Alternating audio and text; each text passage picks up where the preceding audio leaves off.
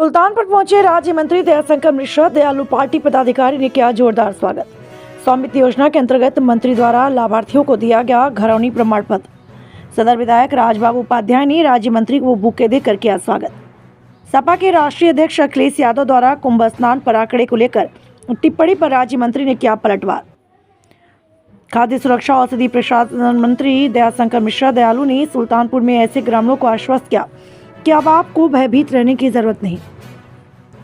आबादी में जिन लोगों के मकान बने उनके नाम उनकी जमीन दर्ज की जा रही है। अप्रोक्ष रूप से मंत्री ने कांग्रेस पर निशाना साधते हुए कहा, यह स्वामित्व देने का कार्य 75 साल बाद संभव हो सका है। आयुष खाद्य सुरक्षा व औषधि प्रशासन मंत्री दयाशंकर मिश्रा दयालु शनिवार को सुल्तानपुर जिला मुख्यालय पहुंचे, जहां PWD अतिथि गृह पर उनको गार्ड ऑफ ऑनर का सम्मान दिया। घरौनी प्रपत्र विवरण के दौरान उन्होंने प्रदेश सरकार और मोदी सरकार की सराहना की। मंत्री बोले, अब लोगों को भयभीत रहने की जरूरत नहीं है। उनका घर जिस आबादी पर बना हुआ है वह जमीन भी उनके नाम दर्ज की जा रही है।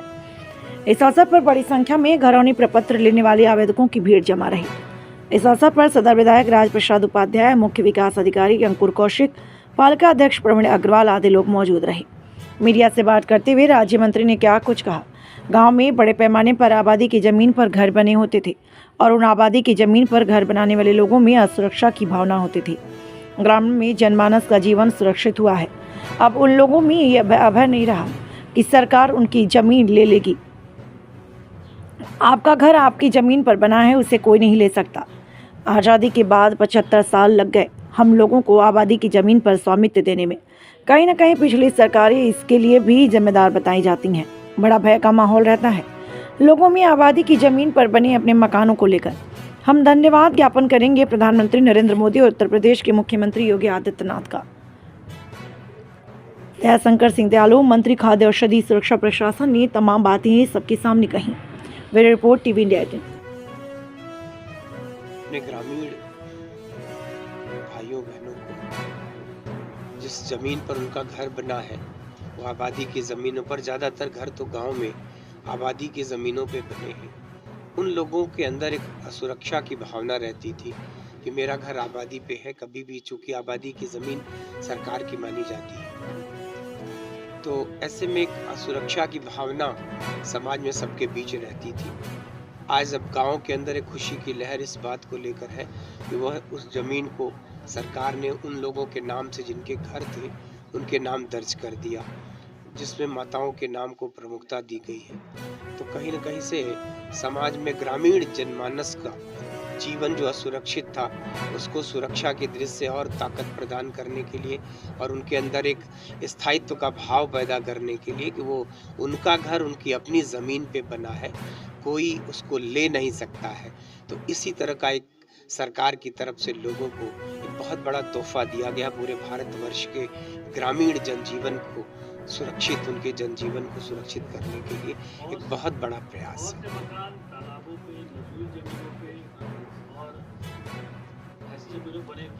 नजूल शहर में होता है, गांव में तो आबादी की जमीनें होती हैं, तो भय का वातावरण रहता है कि कब हमारी ज़मीन को कोई खाली करा ले, हमारा मकान टूट जाए। तो आए दिन इस तरह का विवाद भी गांव में जन्म लेता है, झगड़े होते रहते हैं। तो उन सबको समाप्त करने के लिए कि जिस ज़मीन पे घर बना है वो ज़मीन उसकी है, यही एक भाव लोगों के अंदर सरकार पैदा करना चाहती है। और ये आज़ादी के बाद 70-75 साल लग गए ऐसा ऐतिहासिक कदम उठाने के लिए। तो हम बधाई देना चाहते हैं इस देश के यशस्वी प्रधानमंत्री नरेंद्र मोदी जी को। उन्होंने गाँव के उन किसानों का, उन गांव के रहने वालों का दर्द समझा। हम बधाई देना चाहते हैं उत्तर प्रदेश के मुखिया योगी आदित्यनाथ जी को कि उन्होंने उत्तर प्रदेश के लोगों को बहुत बड़ा तोहफा दिया है।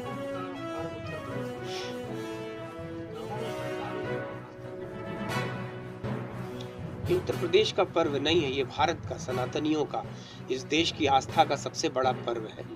और सारे संसार के किसी देश में किसी धर्म और मजहब के मानने वालों का ये सबसे बड़ा आध्यात्मिक मेला कह सकते हो, आध्यात्मिक कार्यक्रम कह सकते हो। तो संसार में इससे बड़ा आयोजन किसी देश में नहीं होता। ये उत्तर प्रदेश का गौरव है कि प्रयागराज तीर्थ उनके पास है। ये तीनों पवित्र नदियों का संगम प्रयागराज उत्तर प्रदेश में है। और ये न जाने कब से कोई इसकी तिथि नहीं बता सकता, कोई इसकी डेट नहीं बता सकता कि कुंभ का आयोजन कब से है। जब से समुद्र मंथन हुआ है, जब से वो अमृत की बूंदें इन पवित्र स्थानों पर पड़ी हैं, तब से कुंभ का आयोजन हो रहा है। अब वो आए वो ना आए, वो तो टीका भी कोरोना के काल में चोरी से लगा लिए होंगे, लेकिन उसको भी इनकार करते रहे। तो चोरी से रात के अंधेरे में कभी जाके नहा भी लेंगे, आपको पता नहीं चलेगा। तो मुझको लगता है कि इस देश के सबसे बड़े महापर्व का मजाक उड़ाना, उसकी आलोचना करना, उस पर कमेंट करना, सरकार को आलोचनाओं के घेरे में, आलोचनाओं के दायरे में खड़ा करना, ये बड़ा हास्यास्पद है। विपक्ष का काम सिर्फ सरकार की आलोचना करना नहीं होना चाहिए, सरकार के अच्छे कामों की तारीफ करना भी होना चाहिए।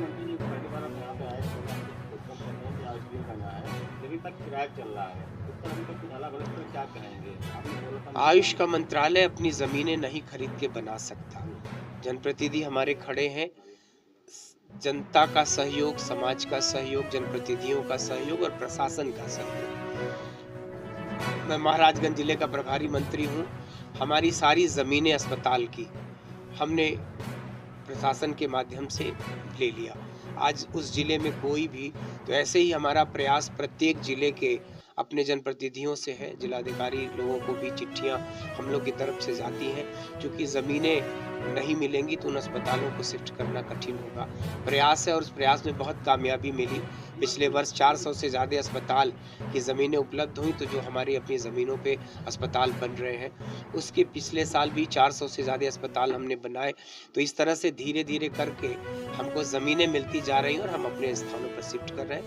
और प्रयास ये है कि कोई किराए पे न हो और कोई किसी दूसरे स्थान पर